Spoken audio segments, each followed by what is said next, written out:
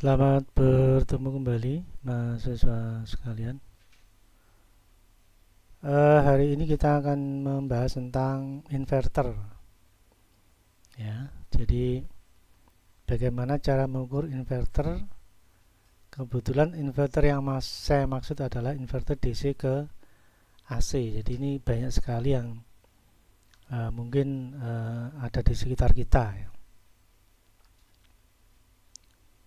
Jadi mungkin ada yang sudah pakai inverter ya di rumah, mungkin pada dasarnya hal yang mudah ditemui di sekitar kita itu adalah implementasi inverter pada alat emergency lamp. Ya, emergency lamp itu uh, tegangan DC lalu digunakan untuk menyalakan lampu, misalkan. Atau yang paling mudah ditemui itu UPS, ya. Jadi uninterruptible power supply yang biasa di komputer. Nah, itu kan outputnya tegangan 220. Padahal tegangan di dalamnya itu aki 12 volt. Nah, ada juga di kendaraan-kendaraan yang umum, ya, mungkin bis atau apa itu yang ada televisi, ya, 220 volt. Nah, di dalam bis itu kan akinya cuma 12 volt. Nah, maka dia butuh inverter, ya, karena untuk merubah tegangan DC menjadi AC, karena kebutuhan AC untuk menyalakan televisi atau mungkin yang lain. Nah, ini yang kita pelajari itu inverter yang sederhana, karena ini adalah kita pelajari konsepnya saja, ya. Jadi tentunya inverter yang saya tampilkan nanti adalah inverter yang sederhana. Baik, materinya kita lanjutkan. Kita masuk ke teori dulu, ya, inverter. Jadi yang kita sudah pelajari sebelumnya adalah rectifier. Ini biasa pada adaptor, ya, power supply. Itu ada rectifier atau penyearah. Adalah perangkat elektronik yang digunakan untuk menyearahkan, ya, atau mengubah AC menjadi DC. Nah, ini DC yang didapatkan dari AC itu adalah yang positifnya. Jadi yang disearahkan itu positifnya saja, yang negatifnya tidak. Nah, ini yang biasa disebut rectifier, ya. Itu pada power supply adalah perangkat elektronik yang digunakan untuk mengubah AC ke DC. Kemudian yang kita bahas hari ini adalah inverter, ya, yaitu perangkat elektronik yang digunakan untuk mengubah DC ke AC. Nah, ini yang menarik sekali karena inputnya itu DC sebenarnya, namun outputnya yang diharapkan adalah AC. Nah, AC itu kan macam-macam implementasinya. Bisa televisi, bisa rangkaian elektronik lain yang butuh tegangan AC. Ya, kalau UPS ya komputer dan sebagainya. Tadi sudah saya bahas di awal. Nah, tentunya ini menjadi menarik karena terus bagaimana konsep prinsip kerja dan pengukuran, ya, karena materi kita adalah alat ukur. Nah, sebelum diukur ya kita harus tahu dulu konsep kerjanya atau prinsip kerjanya. Baik, kita lanjutkan materinya. Nah, ini apa itu inverter DC ke AC, ya? Inverter DC ke AC dirancang untuk mengubah catu daya DC, ya, 12 volt biasanya, untuk menjadi catu daya AC 220 volt biasanya. Nah, kemudian catu daya DC sebagai sumber tegangan positif menggunakan transformator, ya. Tentunya ini transformator atau trafo yang step up. Ya, kalau adaptor itu biasanya step down, ya. Nah, kalau masih ingat waktu kita di setengah semester pertama kita bahas trafo itu kan ada perbandingan primer dan sekunder ya. Nah, itu biasanya kalau adaptor primernya lebih besar daripada sekunder. Nah, untuk untuk inverter transformatornya itu primernya lebih rendah, sekundernya yang lebih besar ya, karena ini menaikkan tegangan. Nah, kemudian pada rangkaian inverter ini terdapat perangkat switching karena dibutuhkan merubah tegangan DC yang di AC-kan ya. Jadi DC dibuat sambung putus, nah, itu sudah menjadi AC karena konsep AC itu adalah alternating current, harus yang berubah-ubah. Maksudnya harus mengalir, harus tidak mengalir, itu juga termasuk alternating current. Nah, jadi arus DC-nya disambung putus gitu. Nah, sehingga terjadi perubahan arus, jadilah alternating current, jadilah arus AC. Nah, karena primernya AC, maka di sekundernya akan terjadi induksi. Ini ya. Karena terdapat aliran arus bolak-balik pada kumparan primer transformator ya, dengan rasio primer sekunder itu lebih besar sekunder karena kita mau step up, maka pada kumparan sekunder transformator tersebut menghasilkan sinyal arus bolak-balik pula atau tegangan induksi. Nah, tapi jangan lupa rasionya pada sekunder lebih besar dari primer, sehingga walaupun inputnya itu tegangan 12 volt, maka outputnya bisa menghasilkan tegangan 220 volt ya, karena menggunakan trafo step up ya. Trafo step up itu membuat tegangan sekunder lebih besar dari primer. Nah, itu hal-hal pokok yang mesti kita pahami di rangkaian inverter ya. Baik, kita lanjutkan materinya. Nah, ini adalah salah satu bentuk implementasi ya. Ini saya yakin Anda mungkin sudah tahu atau mungkin pernah punya. Ini adalah inverter DC to AC ya. Inverter untuk mengubah satu daya DC menjadi daya AC.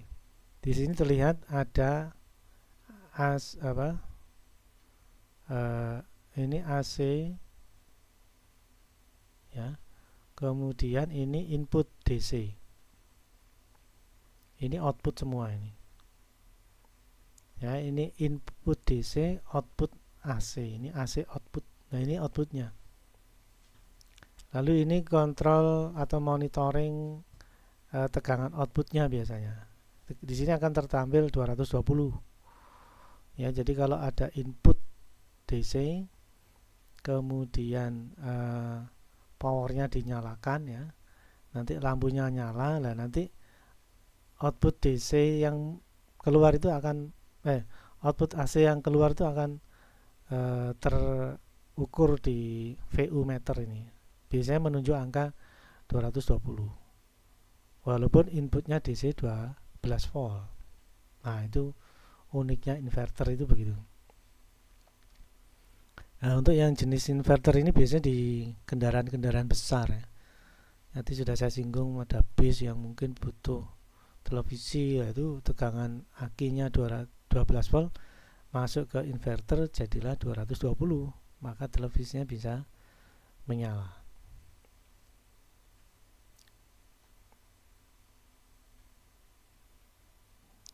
Baik, kita lanjutkan lagi. Nah, ini bagaimana rangkaian inverter DC ke AC. Nah, rangkaian inverter DC ke AC menggunakan transistor. Ini switchingnya tadi sudah saya singgung, bahwa tegangan DC itu butuh pengubah ke alternating current ya. Alternating current itu yang penting nyambung putus, ada aliran yang berubah-ubah, maka disebut alternating current ya. Tidak selalu tegangan seperti PLN yang tegangannya positif negatif, tapi bisa jadi tegangan mengalir ya, arusnya mengalir, atau kadang-kala arusnya tidak mengalir, itu juga alternating current. Kemudian fungsi dasar dari rangkaian inverter adalah untuk menghasilkan osilasi dengan DC yang dilewatkan melalui transformator primer ya. Jadi terjadi osilasi, ada osilator di sana yang membuat sambung putus arus ya pada trafo step up. Nah, kalau itu terjadi maka trafo itu akan dialiri arus yang berubah-ubah. Walaupun itu perubahannya itu mengalir tidak ya. Tapi itu sudah termasuk alternating current. Sehingga pada transformator sekunder di mana rasionya lebih tinggi maka timbullah tegangan. Namun tegangannya sesuai rasio tadi lebih tinggi ya, tegangannya juga ikut lebih tinggi dari primer. Nah, baik, kita lanjutkan materinya. Nah, ini adalah rangkaian inverter sederhana ya, di mana ini input osilatornya, lalu output dari osilator ini dikuatkan oleh transistor Darlington namanya, sehingga arus yang keluar dari osilator yang lemah, yang kecil menjadi besar ya, karena ada penguat Darlington. Kemudian pada ujung yang dekat dengan trafo di sini ada transistor switching yang akan mengalirkan arus dari DC 12 volt mengalur ke primer atas lalu ke Q7 atau transistor atas gitu aja setelah diaktifkan oleh osilator yang atas ya. Kemudian osilator yang bawah melalui transfer Darlington juga dikuatkan arusnya lalu digunakan untuk mengaktifkan transistor yang bawah. Untuk apa? Untuk mengalirkan arus dari DC 12 volt menuju ke trafo yang bawah. Nah, ini ya. Diharapkan di trafo ujung atau trafo sekunder itu terdapat tegangan positif negatif, nah begitu. Ya. Jadi harapannya inverter itu dengan input DC kemudian dialirkan ke trafo step up bergantian, maka diharapkan ada perubahan arus yang mengalir, jadilah dia alternating current, dan efeknya yang ditimbulkan adalah induksi ke sekunder sehingga sekunder pun ikut bertegangan seperti di sekunder ya, seperti di primer ya, di primer induksi ke sekunder dan jadilah tegangan yang diharapkan. Nah, itu. Nah, sekarang coba saya mau tampilkan rangkaiannya.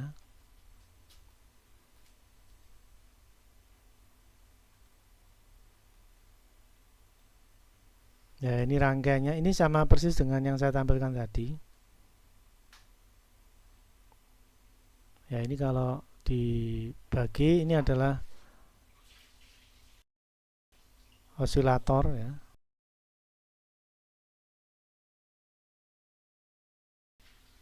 Ini adalah osilator ya.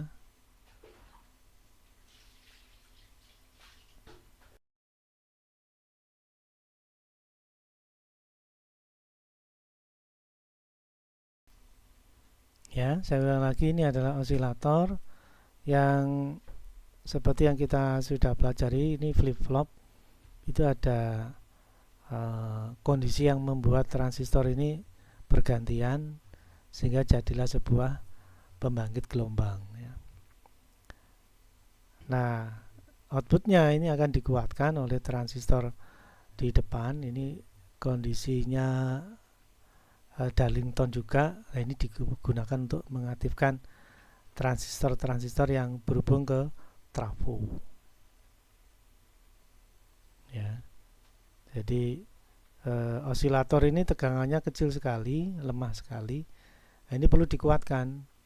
Nah, karena sangat butuh arus yang besar, maka diperlukan transistor dengan formasi Darlington ya. Jadi kalau ini arus kecil maka akan dialirkan arus besar ya, lewat Q7 dan Q3 mungkin ya. Coba ini saya perbesar. Nah, ini kan osilator ya, flip-flop ini. Nah, ini arusnya kecil lalu dikuatkan oleh transfer Q7 dan Q3. Jadilah arus yang besar dan masuk ke Q5 ya, Q5. Nah, ini diarahkan nanti Q5 ini mengalirkan arus yang cukup besar ke trafo sisi atas lalu ke ground. Nah, ini dari 12 volt ya, dialirkan ke trafo sisi atas melalui Q5 lalu ke ground. Nah, sementara osilator yang bawah, ini yang bawah, ini juga arusnya sangat kecil sekali. Kemudian dikuatkan oleh Q8 dan Q4, jadilah arus yang besar. Kemudian arus tersebut digunakan untuk memicu transfer Q6 ya. Biarkan nanti Q6 akan mengalirkan arus dari 12 volt tadi di atas ya. Ini dari 12 volt ini. Ini 9 ya. Dari sumber tegangan 9 volt ya, masuk ke trafo sisi bawah. Nah, sisi bawah dialirkan melalui Q6 lalu menuju ke ground. Jadi kesimpulannya Q5 dan Q6 ini bergantian karena osilatornya ini aktif juga bergantian. Jadi saat kirinya high ya, Q1 high, kanannya low atau Q2 low. Dan demikian sebaliknya, saat Q1 low maka Q2 high. Jadi ini bergantian, high kalau yang kiri high, yang kanan low, kalau yang kiri low, yang kanan high. Maka jadilah sebuah sumber gelombang ya. Nah, kedua pulsa high dan low tadi itu dikuatkan ya, yang atas Q7 dan Q3 menuju Q5. Kemudian yang bawah dikuatkan Q8 dan Q4 untuk mengaktifkan Q6. Nah, jadi Q5 dan Q6 itu sesuai formasi osilator flip-flop ya, itu akan bergantian nyalanya. Jadi kalau Q5 nyala atau aktif, maka Q6 mati atau tidak aktif ya. Atau istilah lain, kalau Q5 on, Q6 off. Dan demikian sebaliknya, kalau Q5 off, Q6 on. Nah, on off-nya ini akan mengalirkan arus, tadi itu tegangannya 9 volt ya tadi. Nah, ini 9 volt ini. 9 volt masuk ke trafo. Nah, tergantung Q5 atau Q6 yang on ya. Saat Q5 on, tegangan 9 volt tadi masuk ke trafo, mengalir ke sisi atas trafo karena Q5 yang on menuju ke ground. Nah, proses ini akan menginduksi ke sekunder sehingga diharapkannya ada pulsa positif yang masuk ke sekunder atau kita dapatkan pulsa positif di sekunder. Nah, seperti tadi sudah saya singgung tentang karakteristik flip-flop yang bergantian, maka Q5 dan Q6 juga bergantian. Saat Q5 off, maka Q6 on. Nah, saat Q6 on, tegangan 9 volt tadi itu akan mengalir ke sisi bawah dari trafo ya, menuju ke Q6 lalu ke ground. Nah, dari proses ini diharapkan di sekunder akan mengeluarkan atau kita dapatkan pulsa negatif ya. Jadi kalau Q5 itu menghasilkan pulsa positif, lalu Q6 menghasilkan pulsa negatif. Jadilah gabungan dari kedua proses tadi sudah saya jelaskan, ada tekanan AC positif negatif. Nah, gitu ya. Baik, untuk lebih jelasnya coba rangkaiannya kita hidupkan ya. Coba ini tampilannya saya benahi dulu supaya bisa terlihat semua.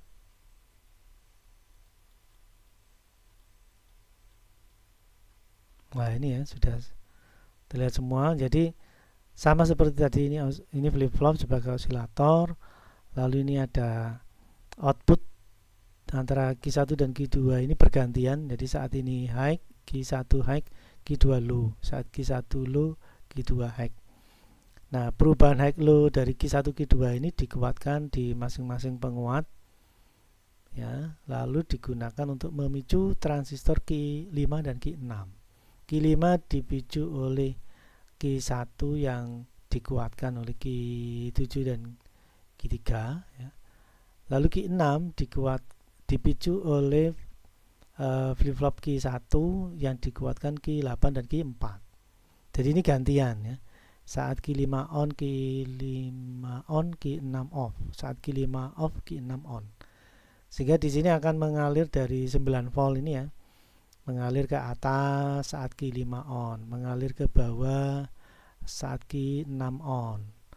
Lalu saat yang berikutnya mengalir ke atas saat Q5 on dan mengalir ke bawah saat Q6 on, dan demikian seterusnya. Maka di sekunder ini akan muncul gelombang. Baik, untuk berikutnya kita pahami dulu instrumen yang kita gunakan. Yang pertama adalah kita ukur tegangan DC-nya. Nanti ini di sini akan menampilkan volt DC, voltmeter DC. Lalu di sini ada kita ukur pakai multimeter, tapi ini AC, ya. Ini voltmeter AC untuk mengukur tegangan output dari trafo inverter. Lalu di sini ada osiloskop untuk memantau bentuk gelombang yang dihasilkan di posisi sekunder atau outputnya. Ya, apakah benar inputnya DC itu bisa mengeluarkan output AC? Nah, itu kita pantau di osiloskop. Nah, ini mungkin bentuknya tidak sesempurna tegangan PLN, tapi ini menjadi sebuah pembelajaran dengan rangkaian inverter sederhana ini untuk membuktikan bahwa tegangan DC bisa menjadi tegangan AC, ya, paling enggak itu. Baik, ini kalau kita nyalakan,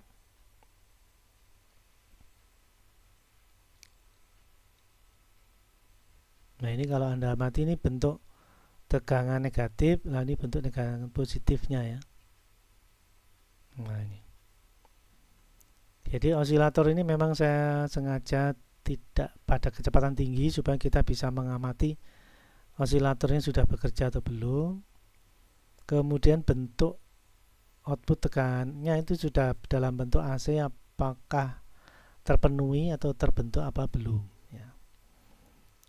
Nah, ini kita mulai dari osiloskopnya, osilatornya sudah bekerja, ya. Lalu bentuk gelombang yang dihasilkan osiloskop juga sudah tertampil, ya. Di sini ada positif, kemudian negatif. Ya, ini positif lagi, ya. Jadi di sekundernya trafo inverter itu mampu terbentuk tegangan AC, ya. Ini negatif, kemudian ini positif.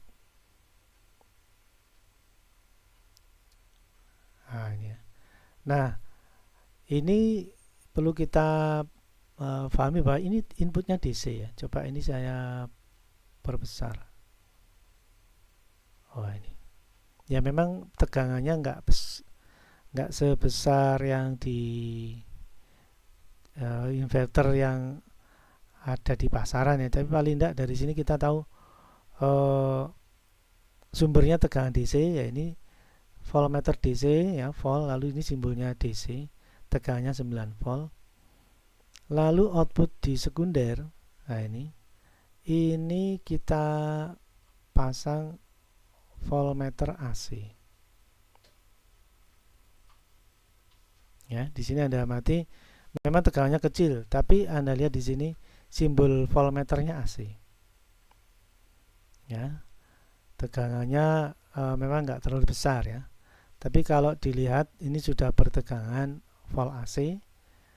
Lalu bentuk tegangannya bisa dipantau di osiloskop sudah dalam bentuk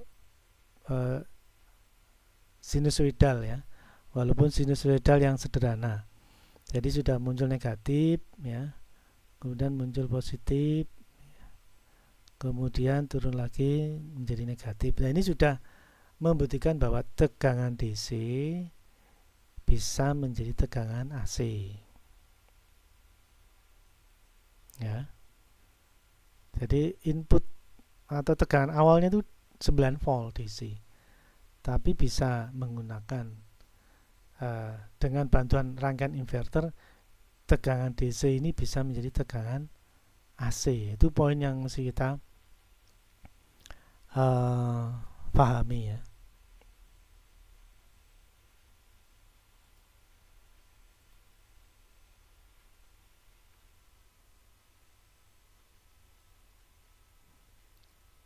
Baik, kita masuk ke pembahasan lagi. Saya kira rangkaiannya sudah cukup ya. Coba kita masuk ke pembahasan lagi. Nah, tadi eksperimen dari rangkaian ini ya. Jadi osilator dikuatkan lalu memicu transistor yang akan mengalihkan arus dari trafo step up ya, posisi atas dan posisi bawah, agar di sekundernya muncul gelombang positif dan gelombang negatif. Harapan inverter seperti itu ya. Baik, kita lanjutkan materinya. Nah, ini bagaimana rangkaian inverter DC ke AC bekerja. Nah, ini ya. Komponen R1, R2, R3, R4, C1, C2, Q1 dan Q2 ini adalah osilator ya, merupakan rangkaian osilator yang digunakan untuk membangkitkan frekuensi. Ini tadi yang kita lihat itu LED-nya nyala mati itu, ini menunjukkan bahwa dia sudah menjadi pulsa generator ya, atau frekuensi generator atau pulse generator. Jadi perangkat pembangkit sinyal ya. Lalu sinyal-sinyal tersebut mempunyai frekuensi dari osilator tersebut dikuatkan karena osilator itu tegangannya rendah. Kalau dihubungkan langsung dengan transistor tentunya tidak mampu untuk mengaktifkan dan menonaktifkan transistor di trafo ya. Maka dikuatkan dayanya. Maka tadi ada transistor dengan formasi Darlington ya, oleh transistor Q1 dan Q3 dan Q8 dan Q4. Kemudian penguatan gelombang ini nanti digempankan kepada gulungan trafo step up ya, tadi jenisnya step up, dan transistor kalau dirangkaian tadi itu Q5 dan Q6 ya. Nah, ini kemudian akan menjadi input dari tegangan sumber. Tegangan sumbernya tadi kan DC ya. Nah, itu menjadi input ke trafo melalui transistor. Kalau ini tadi Q7 dan Q8 ya. Ini nanti nyala on off-nya bergantian untuk bergantian mengalirkan arus ke trafo step up. Nah, itu ya. Maka di sekundernya akhirnya terjadi induksi yang sama dengan yang apa yang dialami di primer ya. Tadi sudah kita lihat eksperimennya. Nah, sekarang aplikasi inverter DC ke AC ya. Aplikasi rangkaian inverter DC ke AC meliputi yang hal sebagai berikut. 1. Inverter DC ke AC digunakan dalam kendaraan untuk mengisi baterai. Ya, bisa ngecas baterai. Lalu yang kedua, rangkaian inverter terutama digunakan untuk menggerakkan motor AC. Ya. Yang ketiga, rangkaian inverter bisa digunakan dalam sistem listrik tenaga surya. Nah, ini yang biasanya umum seperti ini ya. Jadi kayak tadi saya singgung emergency lamp ya. Nah, ini intinya adalah baterai kemudian digunakan untuk menyalakan lampu. Kemudian kalau